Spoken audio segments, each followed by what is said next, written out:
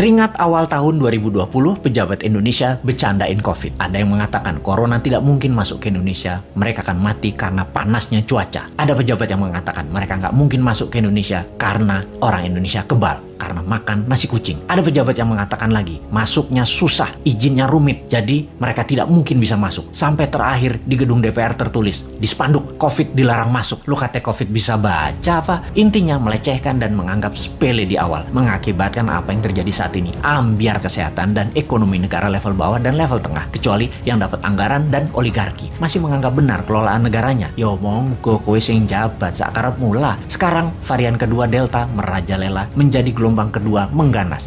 Mulai disalahkan rakyatnya nggak kuat sama PPKM. PPKM aja mengeluh, apalagi di lockdown. Nah kok ngene sih sampean bernegaranya Cak? Kok nuduh rakyat? Bentar, jangan-jangan kalau di lockdown 100% dengan darurat militer plus dikasih cuan selama 14 hari langsung reda COVID-nya ketimbang di PPKM kan, dimana 80% manusia masih pada ngider bingung sih tepatnya. COVID jadi tetap merajalela karena ikut bergerak juga mengikuti cangkangnya. Sudahlah, pokoknya nggak ada lockdown, adanya PSBB, lalu PPKM, lalu nanti muncul singkatan baru dan apalagi strateginya, ya terserah. Lalu sibuk vaksin sana sini, tahu-tahu ada strain mutasi baru, Lambda, jreng, kaget lagi. Dimana Lambda ini katanya anti vaksin, kebal vaksin. Apa sih sebenarnya yang terjadi? Vaksin sama virus kok pinter-pinteran begini, sakti-saktian, punya jurus di atas jurus, karena bernegaranya punya gaya sendiri, nggak mau dengar ilmu selain ilmu orang di sekitar istana. Maka ya nggak apa-apa kita nggak dianggap, walaupun kita selalu memberi solusi melalui sosmed. Kita ingatkan versi lain, pernah kita berikan solusi pakai gelang hijau, fokus di daerah hijau,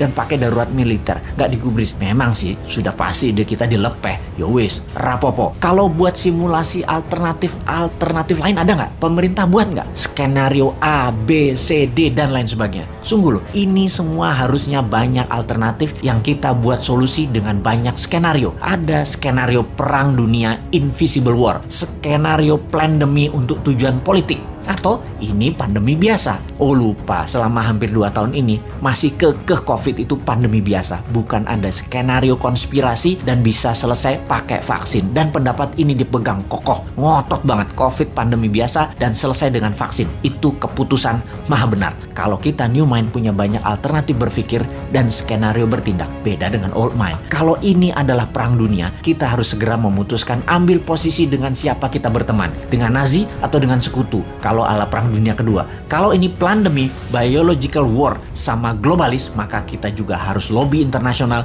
dengan big pharmacy. Kalau ini pandemi dengan tujuan politik, kita pepet lawannya musuh kita.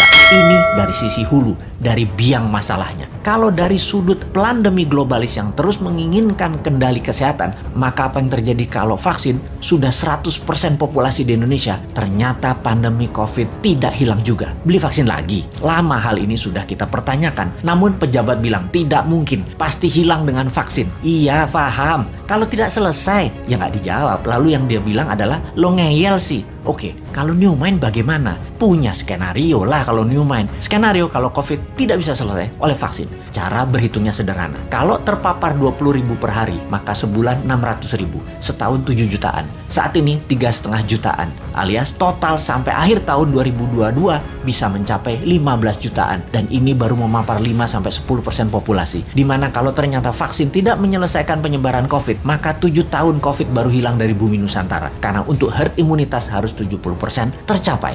New Mind agar tidak bertele-tele solusi kesehatannya, ditambah memfokuskan solusi COVID adalah pakai imunoterapi, imunomodulator, stem cell, dendritic cell, multivitamin booster, dan sejenisnya selain vaksin yang ada. Pakai printing money modalnya supaya stok siap di akhir tahun 2021 ini. Kita tambah skenario, apa yang terjadi kalau setiap 3 bulan varian baru dimunculkan. Lambda yang terbaru misalnya, ini sudah diluncurkan dan sudah terdeteksi di 26 negara, sudah terpapar. Malaysia tuh masih 0 kasus, tapi sudah panik sejak bulan lalu dan mulai membuat persiapan macam-macam dilakukan. Karena yang Lambda ini kebal terhadap vaksin. imunitas tubuh manusia yang bisa menyelamatkan diri sendiri dikasih booster. Kalau pejabat sekarang tahu nggak ya tentang lambda, theta, upsilon yang bakal muncul? Atau tahu apa nggak juga kita nggak tahu. Punya rencana apa menanganinya juga kita nggak tahu. Atau, atau nggak percaya bakal ada lambda, bakal ada upsilon, bakal ada theta seperti awal tahun 2020 kemarin.